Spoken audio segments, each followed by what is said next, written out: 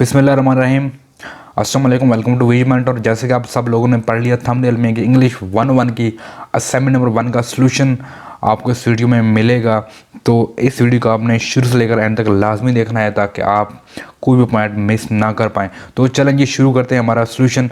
उसको मैंने अभी राइट किया है, हम देखते हैं कि किस तरह हमारा क्या सलूशन आता है। तो देखें, सबसे पहले उसने हमारे पास क्वेश्चन पूछा हुआ है और क्वेश्चन में क्या दिया हुआ है कि दो क्वेश्चन है और दोनों क्वेश्चन में उसने कुछ सिनेरियोज दिए हुए हैं। ठीक है, उस सिनेरियोज के बेस पर हमने कुछ क्वेश्चन उसने पूछे, उन क्वेश्चन का आंसर करना है। ठीक है, तो देखते हैं। जो पहला सिनेरियो है, एक पैराग्राफ है, उस पैराग्राफ में उसने डिफरेंट सिनेरियो दिए हैं कि एक हम वो देखेंगे कि व्हाट इज़ द, जो हमारे पास पहले रिक्वायरमेंट है वो है कि व्हाट इज़ इशूज डर Martin Luther king speech address.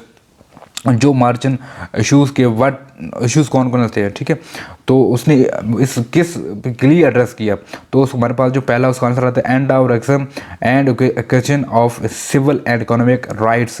ठीक है, उसने जो स्पीच की थी वो रेसिज्म एंड जो सिविल इकोनॉमिक्स का राइट है उनके लिए। ठीक है, तो हमारे पास जो दूसरा उसने क्वेश्चन पूछा हुआ है कि what pushes of King to speak I have a dream. ठीक है, उसने पूछा हुआ है कि किस बात ने फोर्स किया किंग को कि वो एड्रेस करे या स्पीच दे टू द सिविल ऑडियंस। ठीक है, तो उसमें पूछा कि he is promoted by the Mahalia Jacksons. ठीक है, एंड हमारे पास जो तीसरा उसने क्वेश्चन पूछा हुआ है कि from the passage give one word for to leave.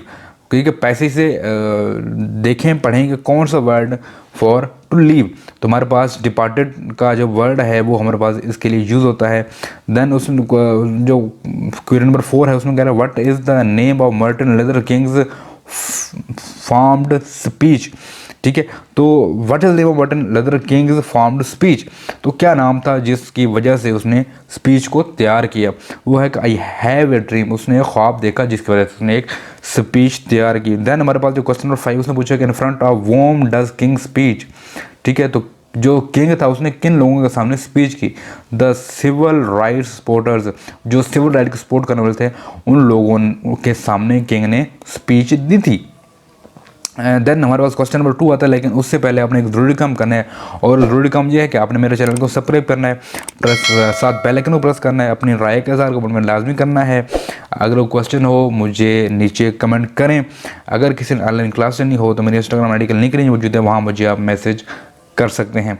ठीक है, तो हमारे पास जो क्वेश्चन नंबर 2 है वो भी एक पैराग्राफ है। उस पैराग्राफ की बेस पर हमने कुछ सिनेरियोज़ हैं, कुछ क्वेश्चंस हैं, उनको बताना है कि क्या वो ट्रू हैं क्या या वो फॉल हैं।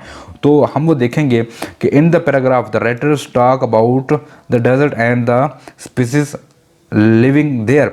ठीक है, तो हमारे पास इस किस्म की कोई भी पैराग्राफ में बात नहीं की गई, तो हमारे पास कंडीशन फॉल है, ये स्टेटमेंट हमारा फॉल है।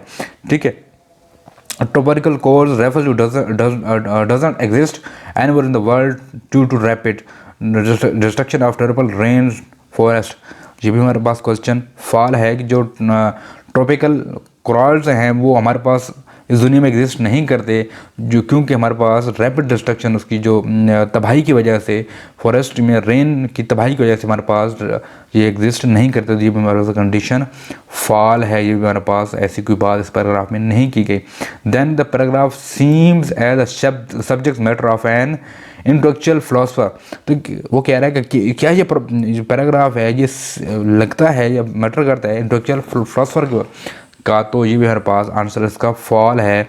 ऐसे कोई उसका जो क्या कहना समअप है जिसमें जो कोई भी ऐसी कोई हमें बात नजर नहीं आती कि ये है किसी फिलोसफर की वजह से। देन हमारे पास rain cause leaching of certain nutrients.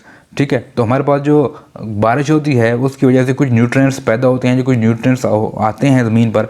तो इस बारे में उसने कहा है कि जी हमारे पास स्टेटमेंट 2 है, पैराग्राफ में ये बात की गई है और ठीक है। ठीक है, हम ये कह रहे हैं tropical rain forest are most vulnerable habits. ठीक है, जो हमारे पास बारिश होती है फॉरेस्ट में वो मोस्ट वैल्यूबल होती है। ठीक है, वनरेबल होती है, तो हमारे पास ये भी स्टेटमेंट 2 है। ठीक है, तो ये था आपकी इंग्लिश 101 का सलूशन नंबर 1 फॉल का। तो होप सो आपको चीज़ें समझ ही होंगी। अगर किसी को क्वेश्चन है तो मुझे नीचे मुझे कमेंट कर दें। तो मिलते हैं नेक्स्ट वीडियो में, तब तक के लिए।